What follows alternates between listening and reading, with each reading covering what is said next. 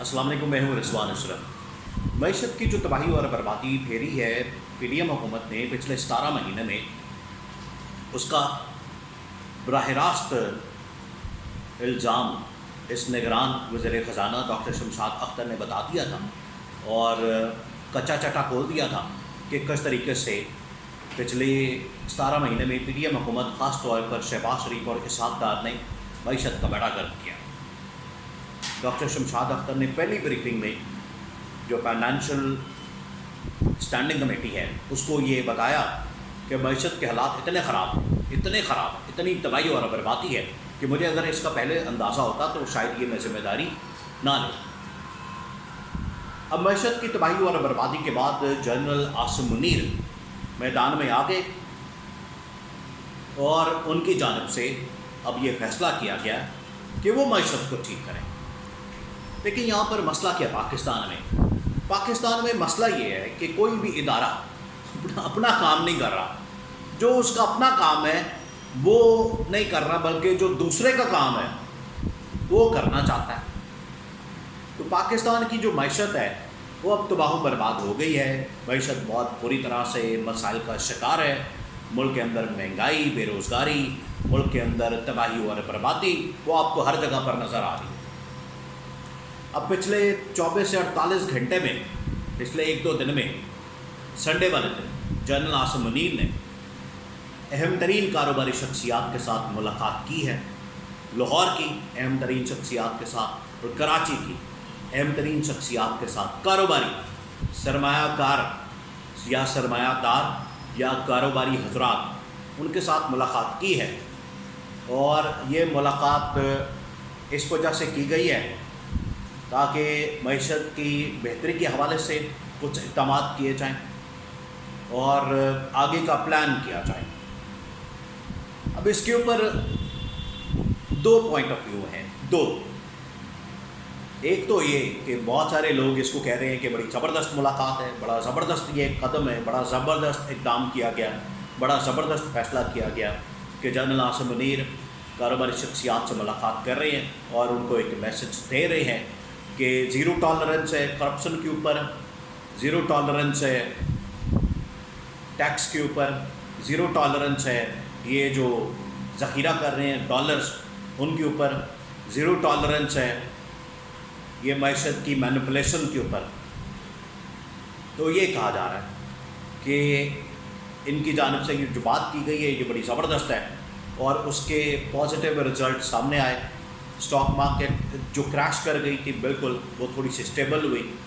Dollar जो open market में बहुत ऊपर जा रहा था वो थोड़ा सा स्टेबल हुआ।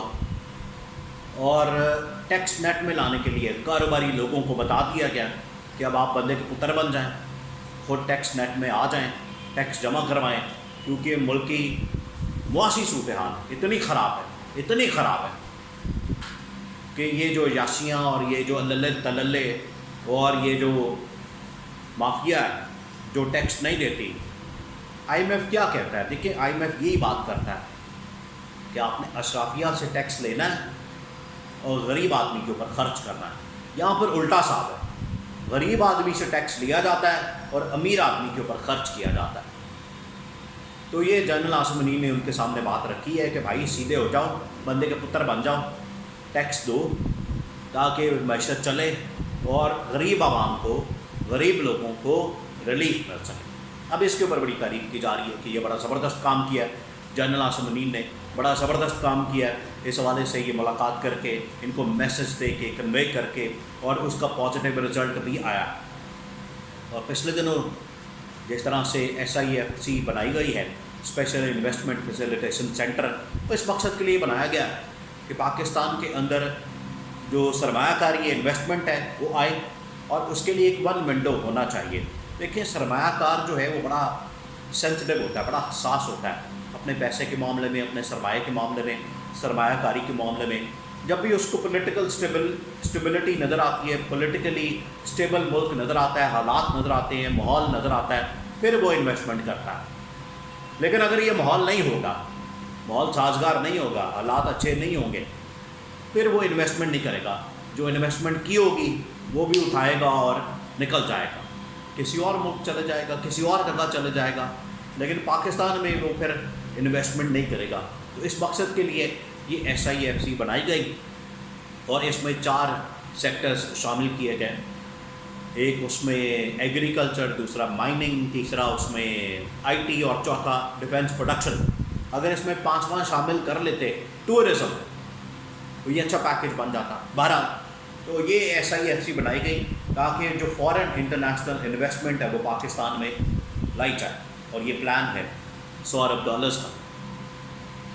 تو یہ ملاقاتیں اور یہ پلان، ایک تو کچھ لوگ یہ کہہ رہے ہیں کہ یہ بڑا زبردست پلان ہے، بڑا زبردست آئیڈیا ہے اور جنرل عاصم منیر اس کے اوپر کام کریں، لیکن ایک دوسری سائڈ بھی ہے، دوسرا پہلو بھی ہے، وہ یہی کہ جو ادارہ اپنا کام نہیں کر رہا، جو اپنی اس کی ذمہ داری ہے، جو اپنا اس کا ٹاسک ہے، اپنا اس کا فرض ہے، وہ نہیں کر رہا بلکہ دوسرے کے کام کر رہا ہے۔ اسی طرح سے چیف الیکشن کمشنر اور الیکشن کمیشن کے ساتھ ہوتا ہے کہ الیکشن کروانا ان کی ذمہ داری ہے، لیکن الیکشن کمیشن اور بڑے لوچ تال دیتا ہے، اپنا جو کام الیکشن کروانا وہ نہیں کرواتا۔ اب اکنامک یا معیشت کو ٹھیک کرنا، اکانومی کو ٹھیک کرنا، یہ وزارت خزانہ کا کام ہے، اور ٹریڈ اور انویسٹمنٹ وزارت تجارت اور اقتصادیات ان کا کام ہے، پلاننگ وزارت پلاننگ والوں کا کام ہے۔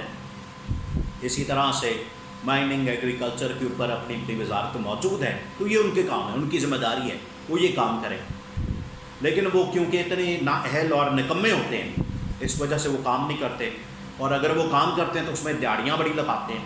اب جس طرح سے یہ شوگر مافیا ایکٹیو ہوئی ہے تو پرائس بڑے اوپر چلے گئے ہیں، تو یہ جو مافیا ہے یہ پیسہ بنا رہی ہے، تو یہاں یہ بھی مسئلہ آ جاتا ہے۔ لیکن یہ کہتے ہیں کہ ان کا کام ہے، ان کی ذمہ داری ان کو کرنا چاہیے، اور فوج کو، اسٹیبلشمنٹ کو، آرمی کو، آرمی چیف کو اس کام میں نہیں پڑنا چاہیے، ان کو اپنا کام کرنا چاہیے، اپنی ذمہ داریاں پوری کرنی چاہیے، بجائے کہ وہ اکانومی کے اندر بھی آ جائیں، اس کے اندر بھی داخل ہو جائیں، وہ فارن پالیسی پہ بھی آ جائیں، وہ سیکیورٹی پالیسی پہ بھی آ جائیں، اور یہاں پر بہت سارے لوگ پولیٹیکل انجینئرنگ کا بھی الزام لگاتے ہیں۔ تو یہ جو سارے کام ہیں ان کے کرنے کے نہیں، ان کے جو کرنے کے کام ہے وہ کریں، اور باقی جو اکانومی ہے، معیشت ہے، باقی جو اور کاروباری معاملات ہیں، ڈالر ہے، لیکن اس حوالے سے ڈالر کے حوالے سے جو میسج ہے بڑا کلیئر چلا گیا، یہ ان کو نہیں کرنا چاہیے۔ بہرحال یہ اب کہا جاتا ہے کہ ان کو نہیں کرنا چاہیے، اس میں نہیں آنا چاہیے، تو یہ 2 پوائنٹ آف ویو ہے اس حوالے سے۔